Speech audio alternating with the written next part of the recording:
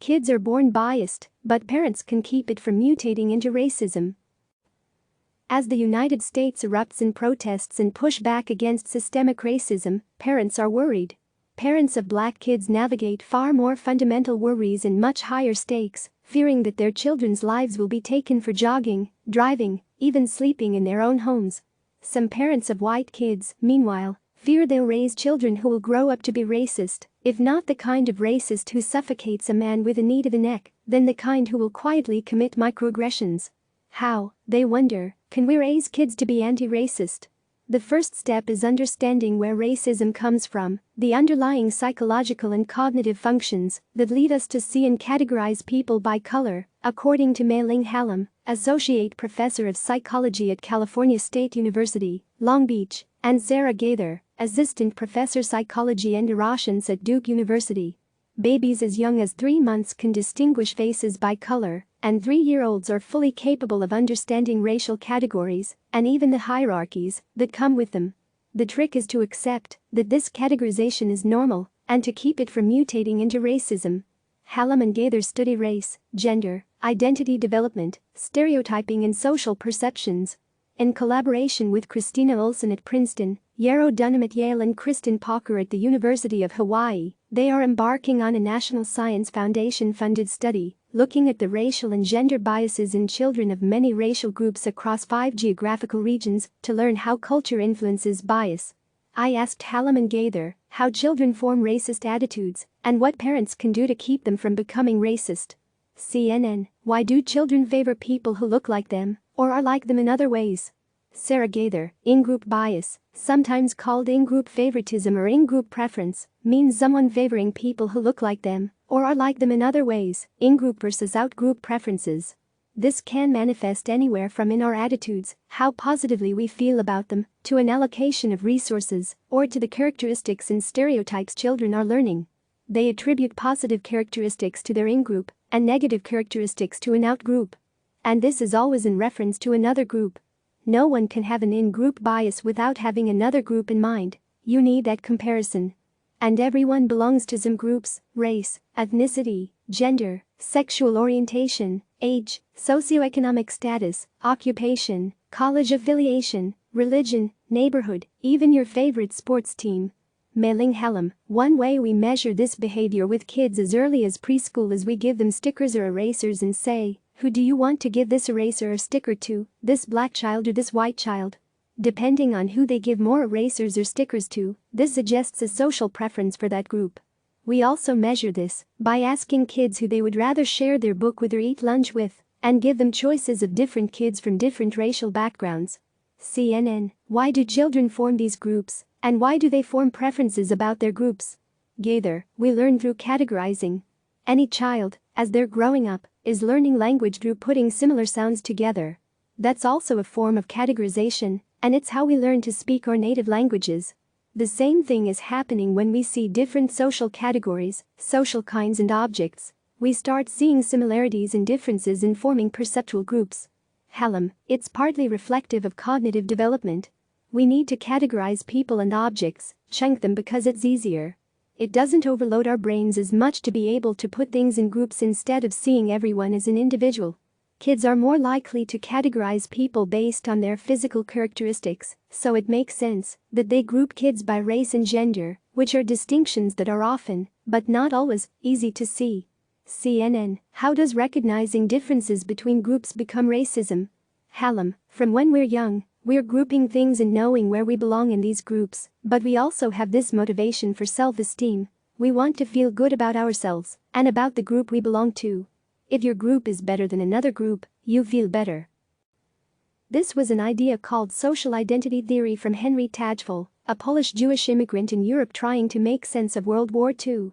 This theory argues that our sense of self is entirely based on our group memberships, this notion of them versus us, which creates a sense of belonging to our social world.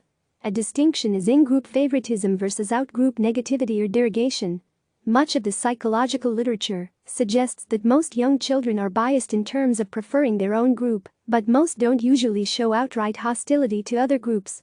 Gaither: I don't think anyone's kid is born racist.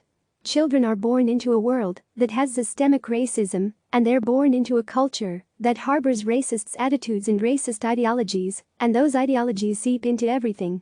If someone is harboring certain racist attitudes, it's something that they are learning from their parents, schools, the media and the culture. There's your personal bias, and there's this larger bias known as institutional racism, which is embedded in our society, in our social and political institutions that continue the disparities that we see in the criminal justice system, in the health system, in the educational system.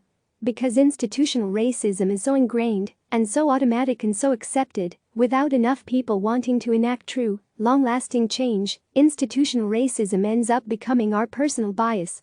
But we still must be held accountable for our actions. CNN, how do we prevent our children from becoming racists? Gaither, first, by talking about race. We don't have enough experience or practice talking about things that have been constructed to be scary, such as race and gender. These are not things that we normally talk about. Work has suggested that a lot of white parents take colorblind approaches when talking about race, so when their child does encounter someone from another racial background, that parent isn't going to feel prepared enough to actually have that discussion appropriately with their child about race. We should not be endorsing a colorblind ideology in any way, shape or form. We should be acknowledging what race and ethnicity are in our country. We should be acknowledging the historical lineages that come with being members of different ethnic and racial backgrounds. But that's not enough. Some work suggests that if you just label someone as being Black or Asian or Latinx without giving a context as to what those labels mean, kids can accidentally infer the wrong thing about a group. So when parents, teachers and kids do label different racial and ethnic groups, they need to do so in a way that they're teaching awareness of what that group is in positive ways.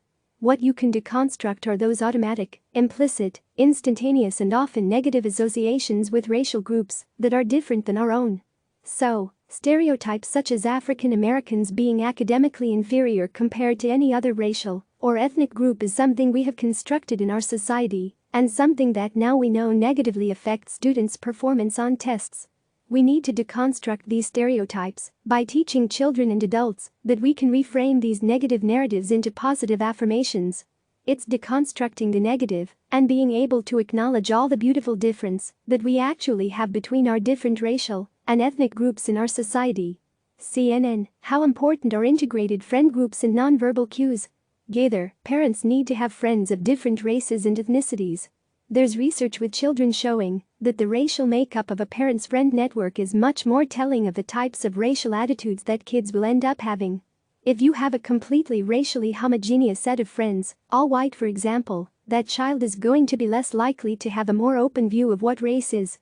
They also need to be aware of their nonverbal behaviors, the body language we show in different contexts, often without knowing it. Regarding race, a common example often used for this concept is a white person crossing the street when a black individual is walking toward them. Very young kids are learning actively from these nonverbal cues. Although there is little research on this with children, that's another direction we need to be studying a lot more in how prejudice forms in young children.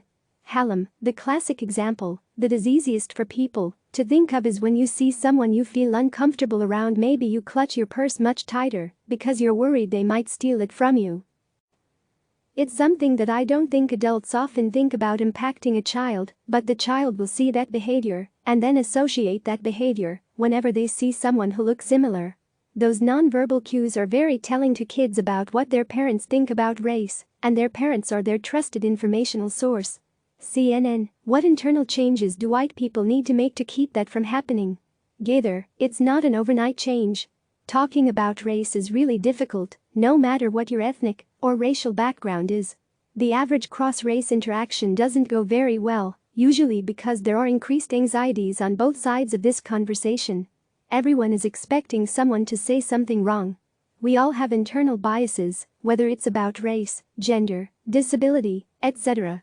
But we also all can distinguish between what's known in psychology as controlled thinking versus automatic thinking. The automatic thinking is going to be that implicit stereotype that you would apply to a child who breaks your fine china, for instance. Your automatic thinking would be, that child is always a brat. That child is so ungrateful. You go to this instantaneous response when someone does something you don't like. But if you take a little more time to use your controlled thinking You make an intentional effort not to discriminate against that kid, and instead you think, well, maybe it's because I've ignored my child the last 5 hours. Maybe there's something else in the context or surroundings that actually ended up causing the child to do that behavior. I talk in my classes about internal versus external dispositions or explanations of why someone does something. For example, kneeling for the national anthem. You could look at those kneeling and say, well, they're just people who don't care about America. They're people who don't care about our rules and guidelines. They're just troublemakers. But if you use your controlled thinking and look at the larger context, you then see the systemic forms of discrimination and prejudice that these individuals have faced across their lifetimes. It's that context that actually caused that behavior, not the disposition or the stereotype application. Halim, acknowledging that you have these associations doesn't mean you're a racist, but you're exposed to all these stereotypes around you in your environment. There's an explanation for why you might have these associations. This can help people acknowledge that they have these biases and feel more comfortable talking about it. CNN, how can people, especially white people, acknowledge their own biases and change? Gaither, the first is assess your own comfort level. If you jump right into this too far, you're most likely going to say the wrong thing or do the wrong thing. Baby steps is a good first encounter. The second thing is, we need to start finding comfort in discomfort. It's okay to feel slightly uncomfortable having these discussions, but what I tell people is, the more you have these discussions, the less discomfort you're eventually going to feel. The first few conversations are going to be extra difficult. You need to get through them to get to the easier ones later on. You need to be vulnerable. Avoiding these conversations is just going to make that discomfort more salient in every encounter you have. You also need to be able to assess your own emotional responses when you hear things you've never heard before. Make sure you take care of yourself after that.